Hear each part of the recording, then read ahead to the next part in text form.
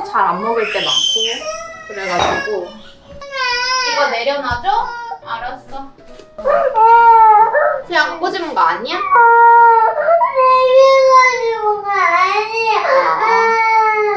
이렇게 시녀예요.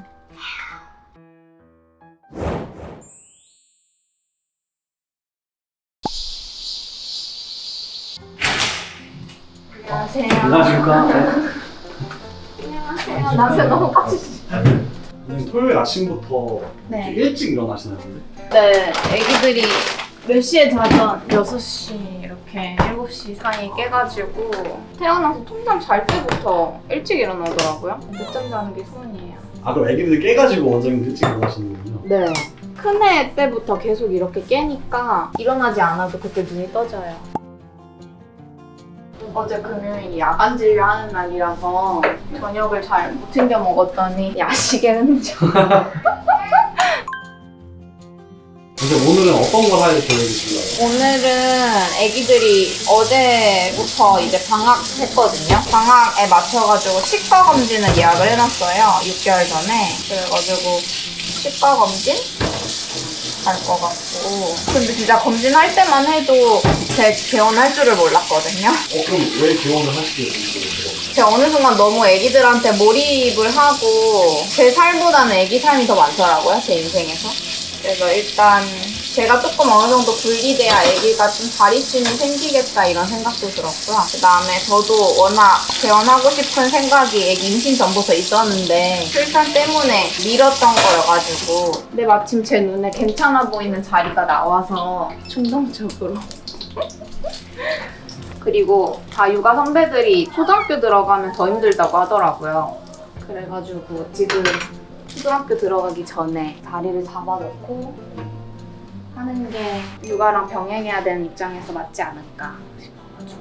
유치원 때는 선생님이 알아서 다 파악해서 알려주시는데 초등학교 가면은 약육강식의 세계라고 해야 될까요? 케어를 잘 받고 있을 때 개원의 고민을 하는 게 맞을 것 같아서 그래도 개원과 육아를 같이 하는 거는 좀 힘들지 않으세요? 그래서 제가 토요일 진료를 못 하잖아요. 그러면 초등학교 보내고 나면은 네. 좀 하실 생각이 있으신지? 일단 개원 자리 잡고 저 혼자 예약이 감당이 안 되면 직원도 충원하고 이제 페이닥터 분도 모시고 해가지고 번갈아서 쉬면 되니까 그래서 토요일 근무를 할 생각이긴 해요.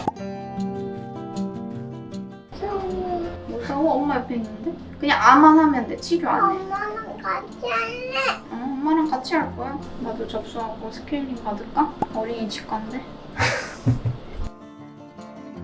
애기들 밥 먹은 동안 잔일거리를 이렇게 하시는 건가요? 맞아요. 옛날까지는 먹여줘야 됐는데 이제 알아서 먹으니까 제가 약간 침대 먼지에 강박이 있어가지고 매일매일 돌돌이를 안 하면 안 돼서 애기는 씻길 때 신경 쓰는 것도 있을까요? 둘째는 열이 많아서 신생아 때부터 비듬이 있었어요. 제로이드 샴푸 쓰고요. 큰애가 피부는 또 예민해가지고 제로이드 폼 클렌저로 얼굴 몸 닦이고요. 로션은 어떤 기준으로 고르시는지 여쭤봐도 애들은 일단 너무 건조해서 리치한 거를 떡칠하듯이 발라야 되거든요, 자주. 그래가지고 얼굴은 베이비 제품 1위더라고요, 돈키호테. 그거랑 로션이랑 섞어서 바르니까 얼굴이 안 터서 입가가. 겨울에는 니베아에 그 판테놀 함유된 SOS 로션이 있거든요. 그게 조금 더 보습력이 좋은 것 같아서 겨울엔 그거 쓰고 여름에는 이거 쓰고 선크림이랑 로션이랑 섞어서 바르시는 거예요? 원래 따로따로 발라야 되거든요. 근데 애기들은 그냥 스피드가 생명이에요. 약간 팁 같은 거네요. 맞아요. 빠르게. 애기들은 그럼 몸이랑 얼굴이랑 따로 로션을 구분하진 않으신가요? 구분하지는 않고요. 얼굴은 그 베이비 바셀린 그거를 조금 더 추가해서. 그럼 선크림을 뭐 고르는 기준이 있을까요? 선크림은 무기자차. 선크림에서 자외선 차단을 하는 게 그 나쁘게 말하면 석유 찌꺼기라고 하는데 그건 무조건 클렌징을 해야 피부 건강에 좋은 거라서 최대한 안 흡수되고 그냥 자외선 차단만 하면 되니까 애기들은. 근데 이제 성인 여성분들은 그게 백탁 현상이 심해요. 그러다 보니까 안 좋아하기는 하는데 근데 좀 하얗면 어때요? 라고 그냥. 안 좋아해. 성인들이 바르는 걸 똑같이 그냥 바르면 되는 건가요? 순한 거 애기 때는 발랐는데요. 돌 넘어가고 걸음만 하는 순간부터 거의 성인이랑 똑같이 일조량을 받는 않는 것 같거든요. 그러다 보니까 그 SPF로 못 견딜 것 같은데 싶어가지고 이거 바로 그 대신 클렌징을 엄청 잘 해줘요. 왜 그래요? 언니가 보고 싶었어요. 언니가 꼬집었어? 진짜? 누구 말이 진짜야? 한 명은 거짓말 같은데. 엄마가 보지 말란 거지. 수영 꼬집은 거 아니야? 내가 가지고 아니야.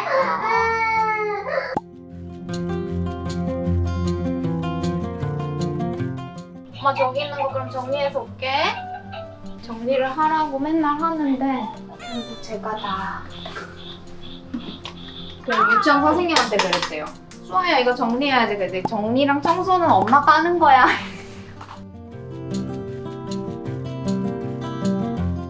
저에겐 아침이 너무 길어요.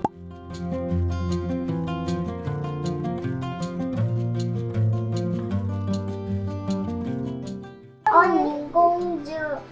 너네가 공주면 엄마는 왕비여야 되는데 엄마가 왜 시녀 같지? 엄마도 공주야. 불나서 이거 신고 싶었구나.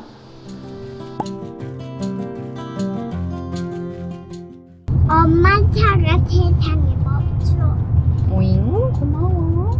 애들 등원을 제가 하는데 셔틀을 안 태우고 평일에 제가 늦게 오니까 나 아침에 같이 있고 싶어서. 그리고 4살쯤에는 이제 아기가 자아가 발달하는 시기여가지고 말도 안 되는 고집을 부릴 때가 있어요. 그리고 아직 졸리거나 배고플 때 그 감정 조절이 안 돼요. 근데 그거를 이제 말 통하는데 왜 이렇게 하지? 라고 약간 어른의 시선에서 접근을 하면 이해가 안 되고 화가 나서 내가 그거에 똑같이 대응해서 화를 내는 게 아니라 좀 그렇게 말을 요즘에는 아이들 어떻게 컸으면 좋겠는지 생각이 아이들은 그냥 건강하고 행복하고 사랑스럽게 컸으면 좋겠고요. 생각 없이 흘러가는 대로 사는 게 아니라 나는 뭘 하고 싶고 어떤 게 나의 선택이고 그런 주관이 조금 뚜렷한 애였으면 좋겠고, 근데 주관이 생기려면 경험을 일단 많이 해봐야 된다 주의여가지고 교육보다 경험에 투자를.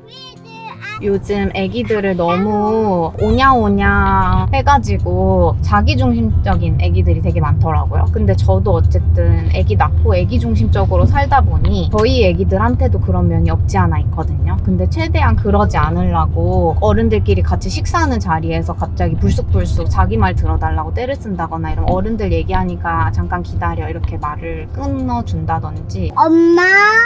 엄마 요거 말만 해도 돼?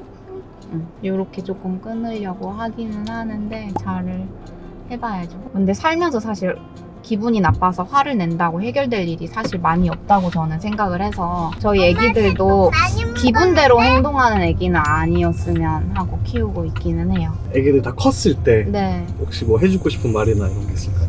매사 생각하며 살아줬으면 좋겠어. 세상 흘러가는 대로 살지 말고 너가 하고 싶은 거 확실하게.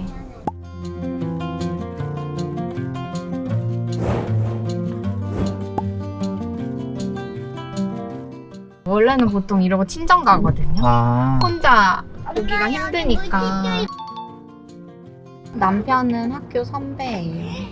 수시로 만나셔가지고 결혼하신 거예요? 맞아요. 제가 실습 돌 때 남편이 거기 그 과 인턴이었어가지고 인턴이 보통 그 실습생 사인을 해주거든요. 출석 사인 받다가. 사인 받다가 근데 원장님 눈에 들어오신 건가요? 맞아요. 남편이 허세도 없고 그냥 담백해서 너무 좋았어요. 결혼을 마음먹게 된 계기가 있을까요? 저는 남자친구를 항상 부모님한테 오픈해가지고 같이 식사 자리에서 갑자기 남편이 상의도 없이 어머님처럼 나이 든다면 결혼하고 싶다고 그래가지고 이게 준비된 멘트냐. 너무 좋은데요 근데? 아버님이 항상 남편한테 그랬대요. 여자는 나이 들면 엄마 닮아간다고. 그래서 장모님을 보고 결혼할 사람을 고르라고 했다고. 그래서 진심이었대요. 준비된 멘트가 아니고.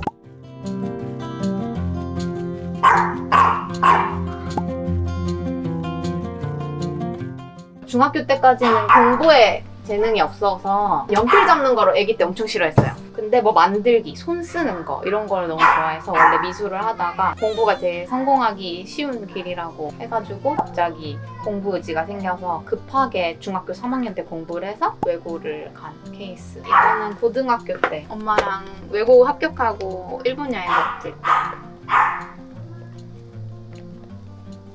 이거 고등학생 때다. 이거는 이제 수능 합격하고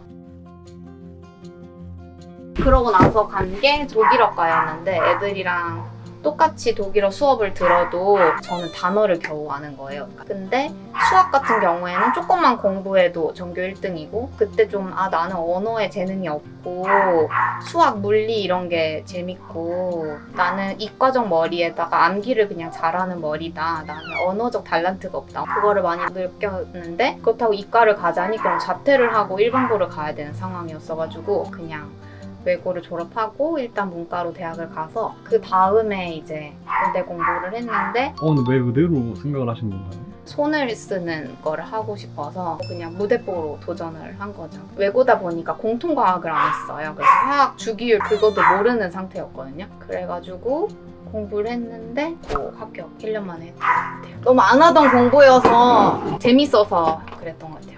이게 대학생 때네요. 제가 대학교 홍보대사였어가지고 인플루언서 하는 친구들이 있어가지고 혹시 러브캐쳐의 안지민 아세요? 여기 지민 오빠 대학생 때 저 부케도 받아줬거든요. 그래서 저는 지금 미용을 한 것도 의대에서 사실은 정신과랑 손 쓰는 거랑 고민을 했는데 사실 성형외과는 고객이 다시 나를 보러 오면 큰일 난 거예요. 왜냐면 수술 잘못됐다고 컴플레인 걸려고 오는 거니까. 피부 미용 같은 경우에는 고객이 다시 오면은 만족해서 또 오는 거거든요. 그러니까 그렇게 사람이랑 더 자주 보고 라포를 쌓고 이런 거를 좀 하고 싶어서 이렇게 피부 미용을 선택한 것 같습니다. 지금까지 지나왔던 꿈 중에서 뭐 아쉬운 건 따로 없으신가요?